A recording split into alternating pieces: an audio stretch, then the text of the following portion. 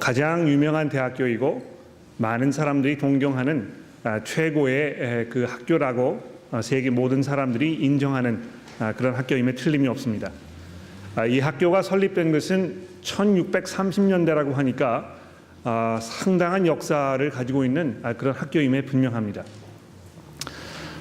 여러분 아시는지 모르겠습니다만 이 학교가 처음 설립되었을 때 이 하버드라는 그 분에 의해서 설립이 된 것인데요. 처음 학교를 설립하면서 아주 분명한 그 목적이 있었습니다. 그 학교를 통해서 복음 사역자들을 훈련하기 위해서 기부금을 마련하고 학교가 시작되어서 실제로 오랜 세월 동안 그 학교를 통해서 미국의 많은 사역자들이 훈련되고 또 교회에 파송되었던 것을 우리가 알 수 있습니다. 그러나 설립이 된 지 불과 80년 만에 학교에 있는 여러 가지 그 변화들로 인해서 이 복음 사역자들을 키워내는 일에 대한 그 염려가 생기기 시작했습니다. 그 기본 목적이 잘 이루어지지 아니하고 학교가 원래 의도하지 않았던 방향으로 흘러나아가는 그런 모습을 보면서 우려하는 마음으로 많은 사람들이 걱정하고 있었는데 그 걱정을 하던 사람들 중에 예일이라는 사람이 있었습니다. 그 사람이 그래서 이 학교가 원래의 목적을 상실하고 있는 과정에 있기 때문에 우리가 다른 학교를 새로 만들어서 이 학교를 통해서 계속 복음 사역자들을 키워내야 되겠다. 이렇게 해서 1700년대 초반에 예일 대학교를 만들어낸 것입니다. 그래서 하버드 대학교도 그렇고 예일 대학교도 그렇고 미국이 복음 사역자들을 키우기 위해서 만들어놓은 이 학교였는데 우리가 지금 알고 있는 이 두 학교는 그러한 목적으로 운영되고 있지 않습니다. 250년에서 한 300년 사이에 벌어졌던 많은 일들을 통해서 그 복음이 희석되고 본래 학교의 목적이 상실되고 그래서 전혀 이제 기독교의 신앙과는 관련이 없는 그런 어떤 그 세속적인 학문의 장이 된 것입니다.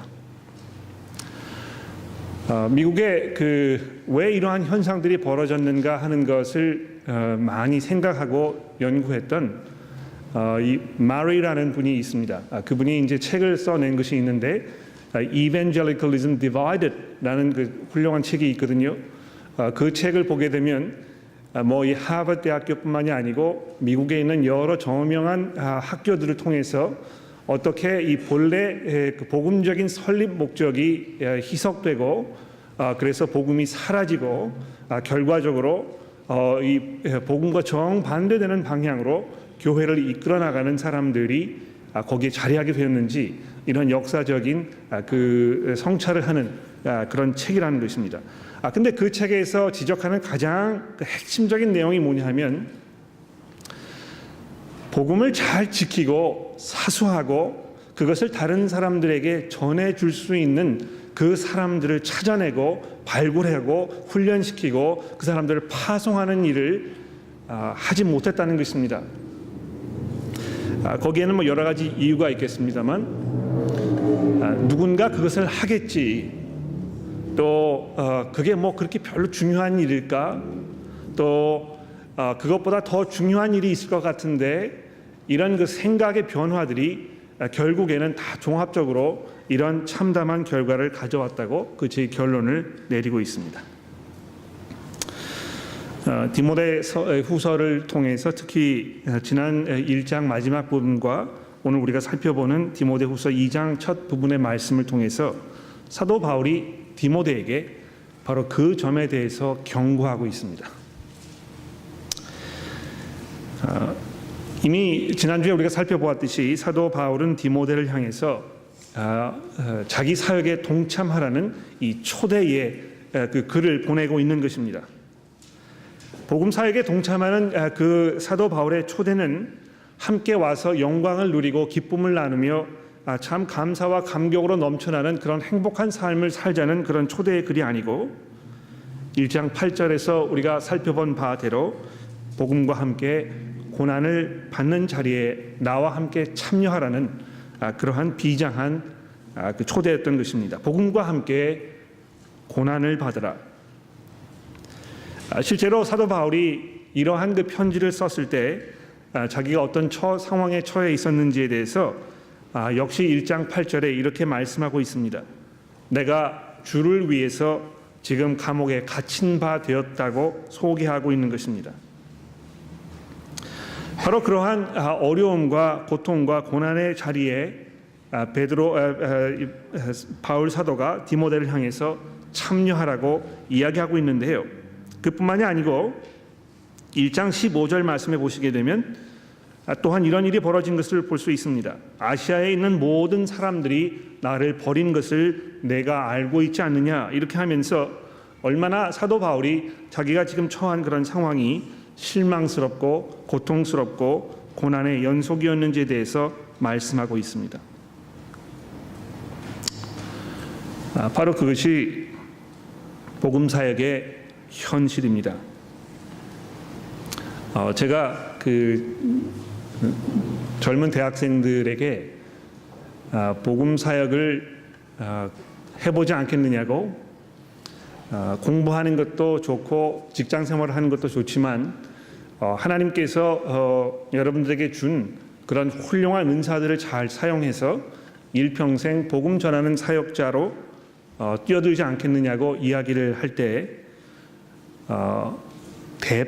단번에 아주 콘키하게 그렇게 하겠다고 이야기하는 사람들을 제가 보게 되면 한편으로 감사한 마음이 있습니다만 동시에 염려스러운 마음도 있습니다. 왜 그러냐 하면 마치 복음 사역에 뛰어드는 것을 어떤 그 장밋빛 색안경을 끼고 바라보는 것처럼 이렇게 함으로 인해서 내가 정말 그 의미 있고 행복하고 만족스럽고 이런 그 삶을 살 수 있지 않을까 하는 그런 막연한 기대가 있는 경우도 분명히 있는 것을 보게 되었습니다. 그러나 복음 사역의 실제는 그렇지 않습니다.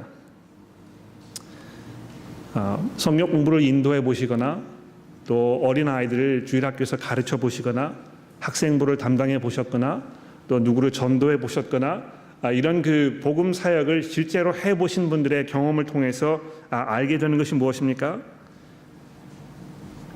내 자신의 죄, 또 내가 섬기려고 하는 그 사람들의 죄, 이런 것들로 인해서 많은 문제점들이 이 사역에 발견된다는 것입니다. 또 내가 아무리 성경을 가르치고 복음을 전해도 그 삶 속에 일어나는 변화가 상당히 더딘 것을 보면서 거기에서 많은 실망을 느끼게 되는 경우가 얼마나 많이 있는지 모릅니다. 이 가시적인 결과가 보이지 않거나 그런 오랜 시간이 걸려서 아주 미미한 어떤 변화가 일어났을 때 느끼는 어떤 공허함, 이런 것들이 복음 사역에 분명히 있다는 것입니다. 또 복음 사역하는 것은요, 이 상당한 육체적, 정신적 에너지가 소모되는 일임에 분명합니다. 아마 여러분 그 그룹에서 어떤 그 문제로 인해서, 삶의 문제로 인해서, 어려움으로 인해서 그 사람을 만나서 얘기하고 상담해주고 함께 기도하고 그런 일을 하셨을 때 거기에 얼마나 많은 에너지가 소모되시는지 여러분 직접 경험하셔서 알고 계실 것입니다. 다른 건 몰라도 결혼 문제 때문에 고민하고 어려워하시는 분들이 계시면 그분들 만나서 상담하면서 거기에 얼마나 많은 그 고통이 있고 얼마나 많은 상처가 있는지 이거 들어주고 얘기하고 함께 눈물을 흘리고 기도하고 이런 것이요, 아주 그 에너지가 많이 소모되는 쉽지 않은 일인 것입니다. 또 복음을 가르치고 성경을 함께 나누었지만 엉뚱한 방향으로 흘러가는 그런 그 모습을 보는 경우도 우리가 분명히 있지 않습니까?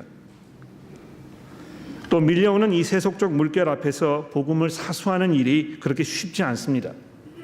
교회가 변화되어야 한다고 이야기하면서 교회가 이 어떤 그 신앙의 것만 고집하지 말고 좀 더 열린 마음으로 사회적인 것을 수용하고 인정해주고 사회를 받아들이라고 하는 어떤 그 세상의 압력, 이런 것들을 견디어내고 거기에서 이 복음 사역의 그 진수를 지켜내는 일이 얼마나 어려운 일인지 모른다는 것입니다. 그래서 사도 바울은 디모데여 예수 그리스도의 은혜 가운데서 강하여 지십시오. 정말 하나님의 능력을 통해서 하나님의 능력으로만 이 복음과 함께 고난을 받는 그 자리에 나아갈 수 있을 것입니다. 이렇게 상기시키고 있는 것입니다. 또 1장 12절 말씀해 보십시오. 사도 바울은 그런 그 상황 속에서 지금까지 자기의 삶을 돌아보면서 하나님께서 어떻게 그 자신의 삶 가운데 능력으로 역사하셨는지에 대해서 이렇게 자서전적인 고백을 하고 있습니다. 내가 믿는 자를 알고 또한 내가 의탁한 것을 그가 능히 지키실 줄을 내가 안다고 이렇게 이야기합니다. 나와 함께 고난을 받으라 이렇게 이야기했을 때 그 이야기를 들은 디모데가 마음이 쪼그라들고 두려움에 견디지 못하고 내가 정말 이 일을 잘 감당할 수 있을까 이런 염려 가운데 있었을지 모릅니다. 실제로 제가 이 성경 공부를 인도하시는 우리 성장그룹 리더분들이나 또 주일학교를 가르치는 선생님들이나 또 이 스파크의 리더분들 만나서 이야기하게 되면 상당히 많은 경우에 사역을 감당하시다가 이거 내가 더 못하겠다고 너무 이것이 그 마음속에 많은 부담으로 다가오고 굉장히 어렵기 때문에 내가 좀 쉬어야 되겠다고 이렇게 말씀하시는 분들을 많이 만나게 됩니다. 또 그렇게 이야기하시는 분들의 그 상황을 충분히 이해할 수 있습니다. 여러분들 그 성경 공부를 그룹을 참석을 하실 때요, 그냥 금요일 날 이제 모이기로 결정을 했는데 7시 반에 모이자 이렇게 했는데 7시 29분에 딱 전화하셔가지고 제가 못 간다고 이렇게 그 전화하시는 분들 계시죠? 그렇죠. 또 7시 반에 모이기로 했는데 한 9시 정도쯤에 전화하셔가지고 잘 모이고 있느냐고 이렇게 이야기하시는 분도 계실 것 같아요. 또 어떤 분들은 아예 전화를 안 하시는 겁니다. 그리고 이제 그 다음 교회 오셨을 때 잊어버렸다고 이렇게 이야기하시고 또 이 그룹에 이제 그 배정이 되셔서 이제 우리 그룹에 좀 오셨으면 좋겠다고 이 식사도 초대를 하고 또 함께 피크닉도 가기도 하고 전화 연락을 드리기도 하고 이렇게 하는데 아무런 반응이 없는 것입니다. 여러분 그거를 한번 당해 보시면 그 그룹을 인도하는 리더의 입장에서 그것이 얼마나 마음속에 상처가 되는지 여러분 좀 이해하시면 좋겠어요. 내 입장에서는 그게 별로 그렇게 어려운 일이 아니고 나도 그 상황이 있고 나도 이유가 있기 때문에 그렇게 이야기하는 것입니다만 실제로 그룹을 인도하고 있는 분들의 입장에서는 그것이 얼마나 어려운 일인지 모릅니다. 한 번이 아니고 2번, 3번 그렇게 되게 되면 이게 마음속에 큰 짐으로 다가오게 되어 있거든요. 또 여러분들을 위해서 기도하고 성경 공부를 준비하고 함께 말씀을 나누고 이렇게 하는데 그렇게 한 지가 벌써 2, 3년이 되었는데도 계속해서 똑같은 문제를 가지고 똑같은 이야기를 계속 반복하면서 앞으로 나아가지 못하고 제자리 걸음을 하고 있는 사람들의 모습을 바라보게 되면 그것이 얼마나 어려운 일인지 모릅니다. 사도 바울이 그것을 알고 있었을 것이고 그것을 몸소 경험한 것입니다. 아시아에 있는 모든 사람들이 나를 버렸다.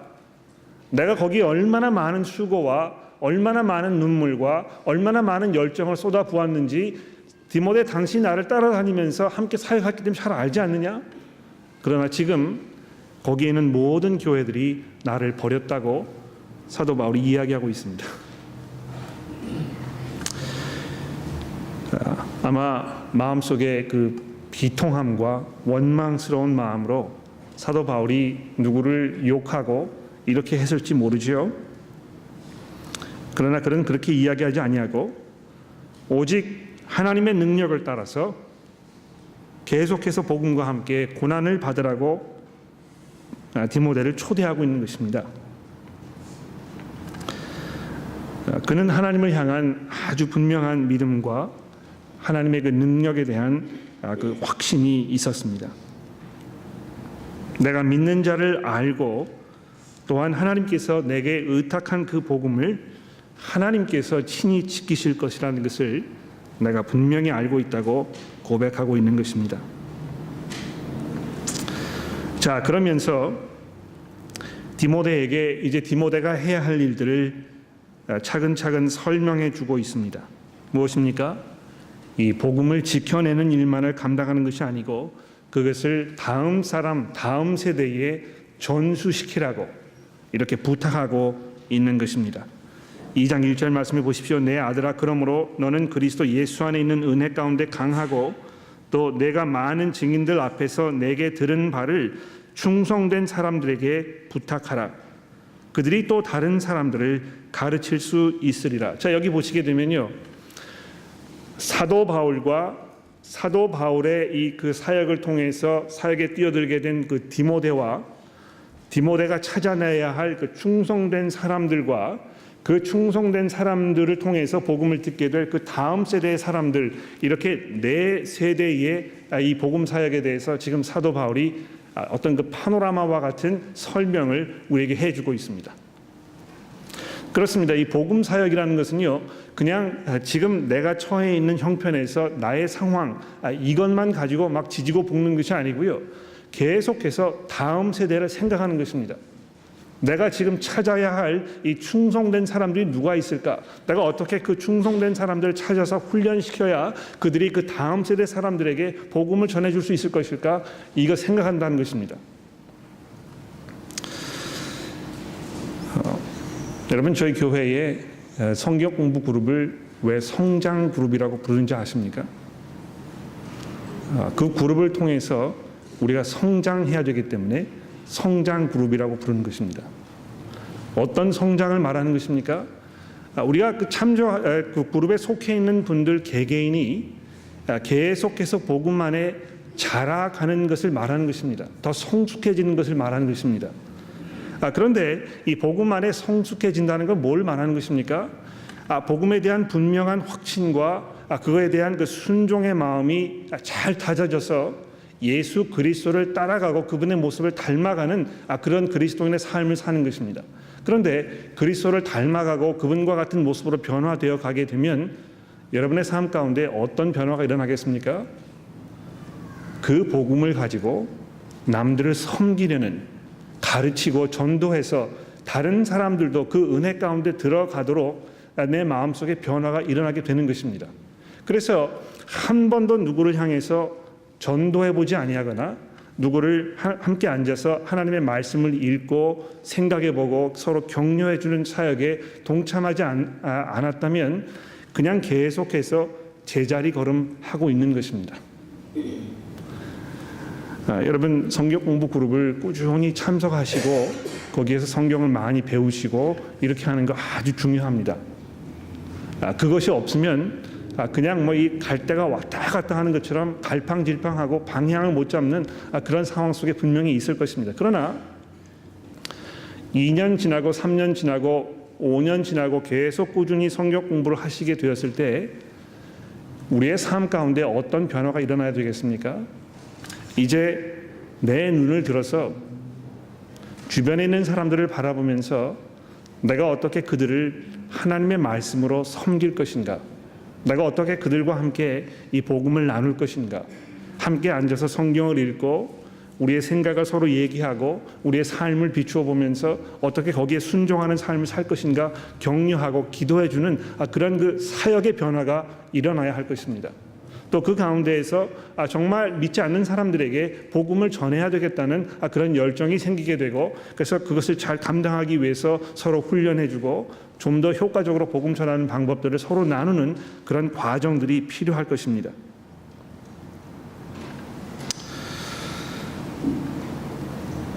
그렇습니다. 우리 교회가 그래서 이 다음 세대에 복음을 전할 수 있는 충성된 사람들을 찾아내고 키워줘서 훈련시키는 일을 잘 감당해야 할 것입니다. 이것은 우리 교회가 해야 할 일뿐만이 아니고요. 모든 교회가 함께 해야 할 아주 중요한 사명인 것입니다. 제가 올해 47살이거든요.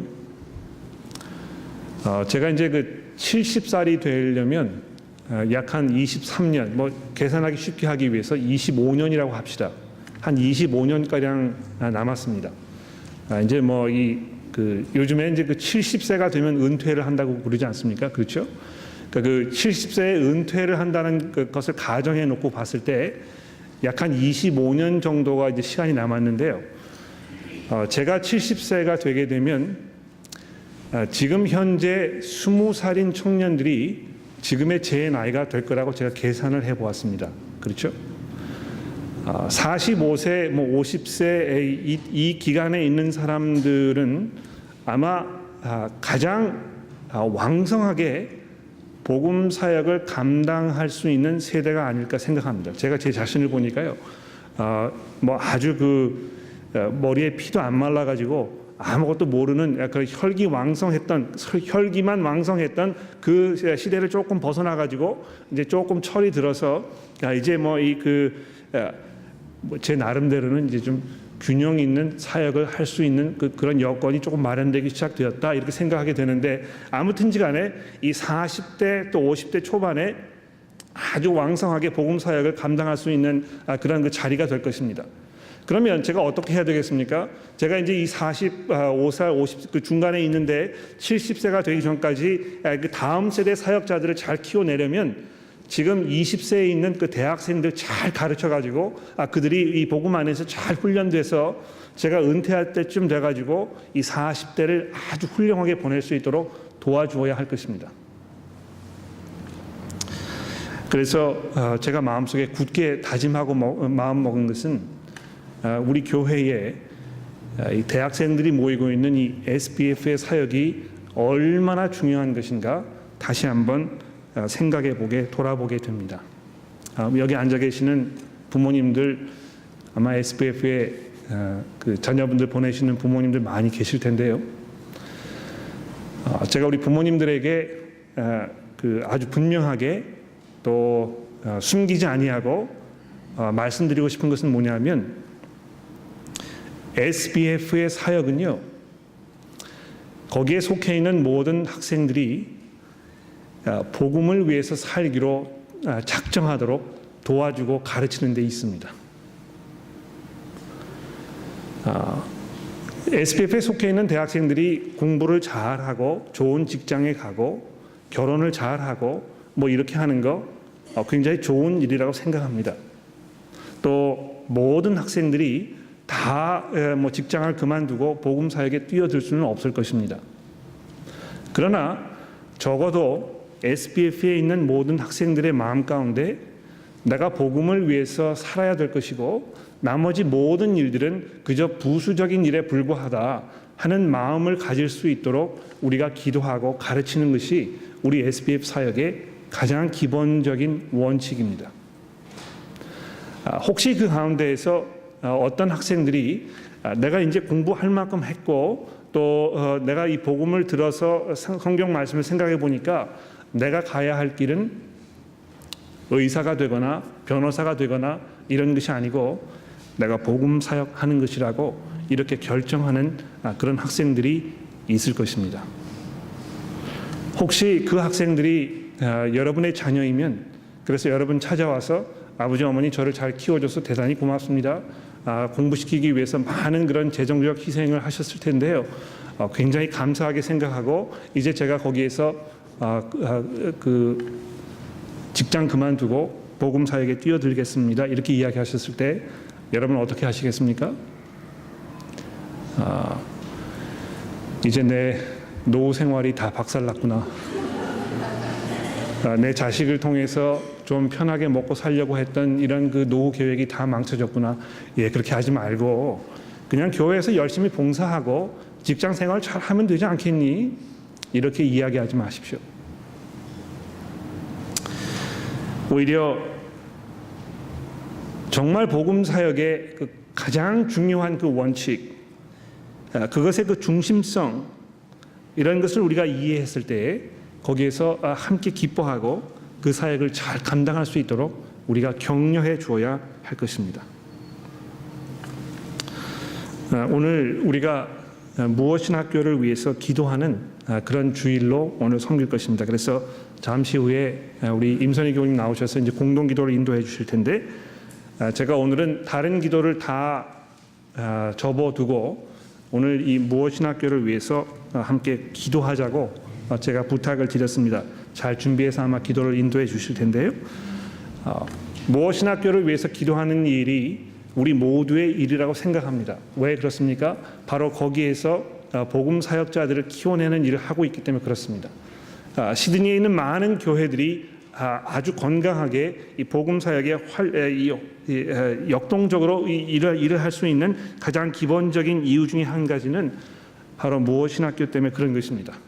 거기에 계신 훌륭한 교수님들과 또 복음의 열정으로 아주 무장된 훌륭한 젊은 사역자들이 거기에서 공부하면서 미래를 준비하고 있습니다. 그래서 우리 모두가 그 학교를 위해서 기도하고 거기에 있는 많은 사역자들이 공부 끝난 후에 세계 각곳에서 복음 사역을 잘 감당할 수 있도록 우리가 함께 기도해야 할 것입니다. 우리가 오랫동안 이 문제를 위해서 기도했습니다만 지금 현재 무엇인 학교에 5명의 한국 학생들이 공부하고 있습니다. 잘 아시다시피 우리 이한호 전도사님이 지금 4학년에 재학 중이시고, 또 안아름 전도사님이 우리 3학년에 재학 중이시고, 또 그 후에 이제 내년에 제가 이제 소개를 드릴 것입니다만 멜번에서 올라오신 정근무 전도사님이 지금 1학년에 공부하고 계시고요. 그리고 다른 한국 교회에서 지금 신학을 하기로 결정을 해서 무엇인 학교에서 공부하고 있는 2명의 한국 학생들이 더 있습니다. 얼마나 감사한 일인지 모릅니다. 정말 많은 학생들이 거기에 가서 잘 공부하고 훈련되어서 이 시드니에 있는 한국 교회와 또 시드니뿐만이 아니고 이 전 세계에 있는 한국 교회에 좋은 영향을 미치는 그런 일을 잘 감당할 수 있도록 우리가 기도해야 할 것입니다. 우리가 그 일을 잘 감당하기 위해서 지난 20년 동안 거기에 많은 투자를 해오지 않았습니까? 우리 샘 황 목사님, 또 우리 휴이 목사님, 또 우리 제니 인 목사님, 또 우리 제니 리 사모님, 그리고 우리 이한호 전도사님, 이런 모든 분들이 우리 교회의 사역을 통해서 잘 준비되어서 지금 훈련되었고 여러 각곳에서 복음 사역을 감당하고 있습니다.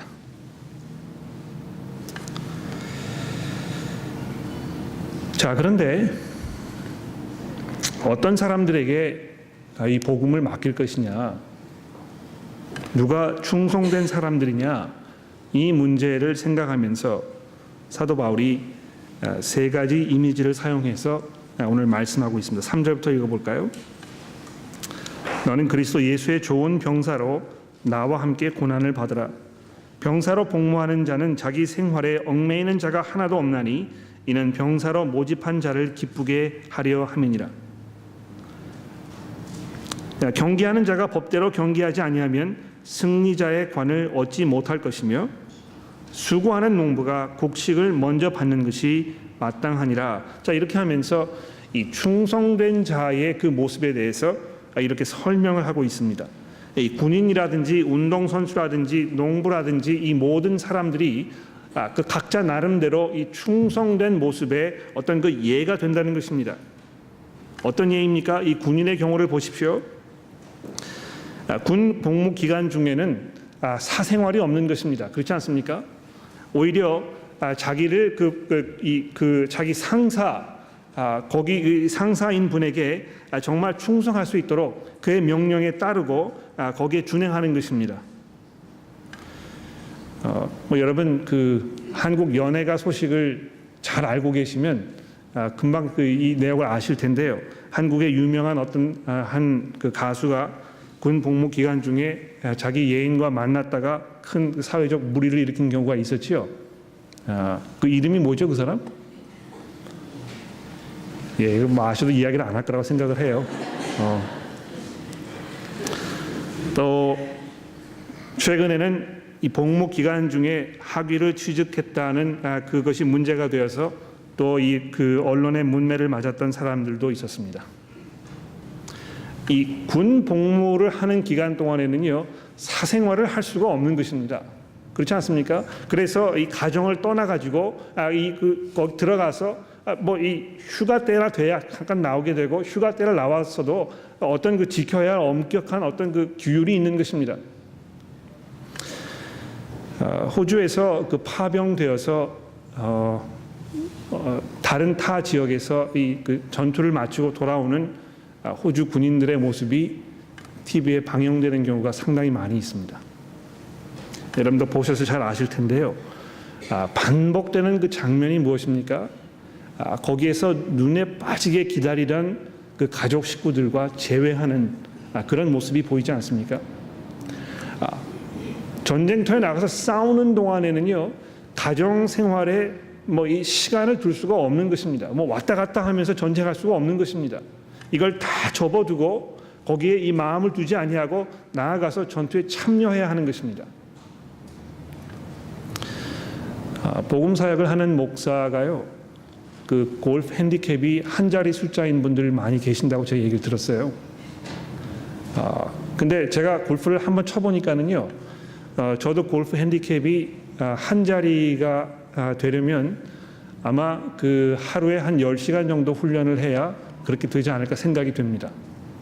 제가 그 처음 골프를 쳤을 때요, 1번 홀에 가가지고 13번 만에 넣었습니다.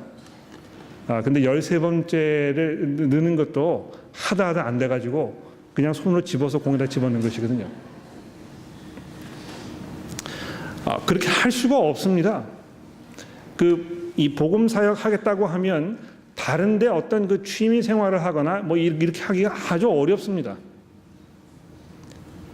일편단심이 되어야 하는 것입니다. 운동선수는 어떻습니까? 이 자기 법대로 경기하지 않으면 승자의 관을 얻지 못할 것이며 되어 있습니다. 그래서 어떤 그 결과보다는 그 과정이 상당히 중요한 것을 말씀하고 있습니다. 여러분 그 랜스 암스트롱이라는 운동선수 아시죠? 사이클 경기를 해가지고 이 투어 드 프랑스, 뭐 이 세계에서 가장 유명한 사이클 경기라고 하는데 그 경기를 9번이나 우승했던 아주 전설적인 인물이었습니다. 근데 그 사람이 더 놀라운 것은요, 이 암 환자였는데 그것을 극복하고 그래서 다시 재기해가지고 또 그것을 우승했다고 해서 한때 뭐 그 전 세계적으로 이 전설적인 인물이라고 알려졌던 사람이었습니다만, 지금 그 사람이 어떻게 됐습니까? 약물 복용한 사실이 드러나서 그 모든 자기가 쌓았던 명성과 이런 것이 한순간에 물거품이 되어버리는 것을 우리가 잘 보지 않았습니까? 법대로 해야 되는 것입니다. 잘 준비해 나가야 하는 것입니다. 그러기 위해서 거기에 얼마나 많은 수고와 희생이 따라야 하는지 모르는 것입니다. 또 여러분 그 농부의 경우를 생각해 보십시오. 수고하는 농부가 곡식을 먼저 받는 것이 마땅하니라 되어 있는데요. 이 추수를 하기 위해서 얼마나 많은 수고와 이 땀과 눈물이 들어가야 하는 것이 이 농부의 삶입니까?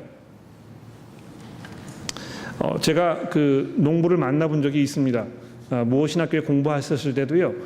그 농장에서 농부의 그 부모님을 두고 있었던 어떤 그 친구가 한 명 있었는데 그 친구 이야기를 들어보면 땅이 얼마나 넓은지요.